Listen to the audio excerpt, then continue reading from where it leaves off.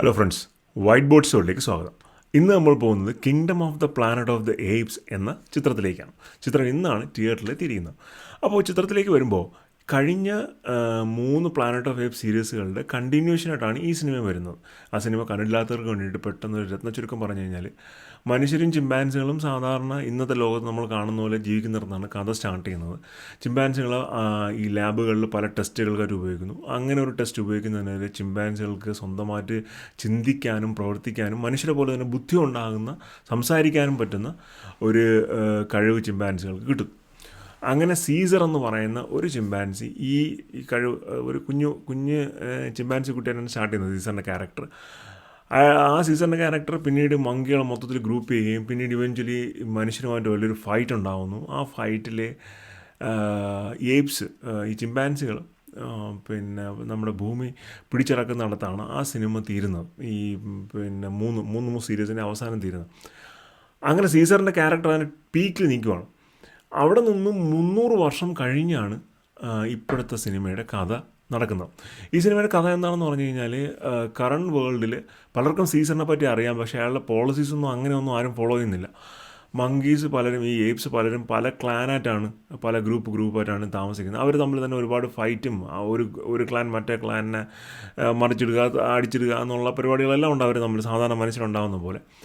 അങ്ങനത്തെ ഒരു സാഹചര്യത്തിൻ്റെ ഇടയ്ക്ക് വെച്ചിട്ട് നമ്മുടെ സെൻട്രൽ ക്യാരക്ടർ ഒരു ക്ലാനിലുണ്ട്. നോവ എന്ന് പറയുന്ന ഒരു ചിമ്പാൻസി ക്യാരക്ടറുണ്ട്.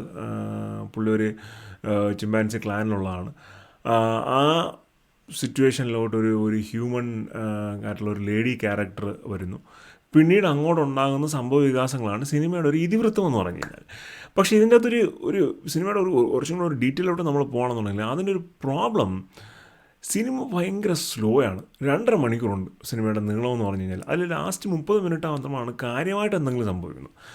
അല്ലാത്ത 2 മണിക്കൂർ സിനിമ ഇങ്ങനെ നമ്മൾ ഭയങ്കര നീട്ടലാണ്. നമ്മൾ എന്തൊരു നീട്ടലാണെന്ന് പറയും സിനിമ. നമ്മൾ ചില പണ്ടൊക്കെ നമ്മൾ സിനിമ കാണുമ്പോൾ പറയും അതുപോലെ നീട്ടിക്കൊണ്ട് പോയി കാണും. അതിൻ്റെ ഒരു നീട്ടലിന് ആവശ്യമുണ്ടോ എന്ന് ചോദിച്ചാൽ ഇല്ല. ഇവിടുത്തെ ആസ്വാദന നിലവാരത്തിന് ഒരുപക്ഷെ സെറ്റാകുമായിരിക്കും. പക്ഷേ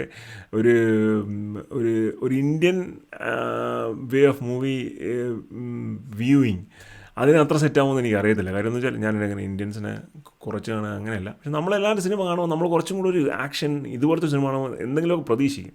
കഴിഞ്ഞ 3 സീരീസിലും 3 സിനിമകളിലും അത് ഉണ്ടായിരുന്നാലും, പക്ഷേ ഈ വരുന്ന സീരീസ് വരുമ്പോൾ അങ്ങനെ ഒരു സാധനം ഇല്ല.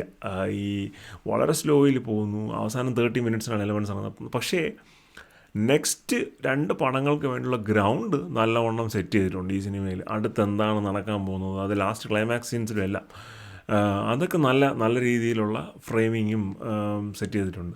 പിന്നെ ഇതിൻ്റെ VFX മോഷൻ ക്യാപ്ചർ വെച്ചിട്ടാണ് ചെയ്തിരിക്കുന്നത്. നമ്മൾ ഇപ്പോഴും ആഗ്രഹിക്കുന്നത്, സിനിമ എനിക്ക് ഭയങ്കര ഇഷ്ടമുള്ളൊരു സീരീസാണ് ഈ പ്ലാനറ്റ് ഓഫ് ഏപ്സ് എന്ന് പറഞ്ഞാൽ. അത് ഈ സിനിമ ഓരോ തവണ കാണുമ്പോഴും ആഗ്രഹിക്കുന്നത് ഇതുപോലൊരു സാധനം, നമ്മൾ രാമായണം കഥയൊക്കെ വച്ചിട്ട് ആ വാൻഡ്രപ്പടയൊക്കെ വന്ന് ഇറങ്ങുന്ന സീനൊക്കെ വന്നു കഴിഞ്ഞാൽ തിയേറ്റർ പൂരപ്പുറമ്പാവുന്നൊരു സിറ്റുവേഷൻ ഉണ്ടായിരിക്കും. പക്ഷേ സ്റ്റിൽ പ്രതീക്ഷിക്കുകയാണ് അങ്ങനെ ഒരു സിനിമ വരാനായിട്ട്.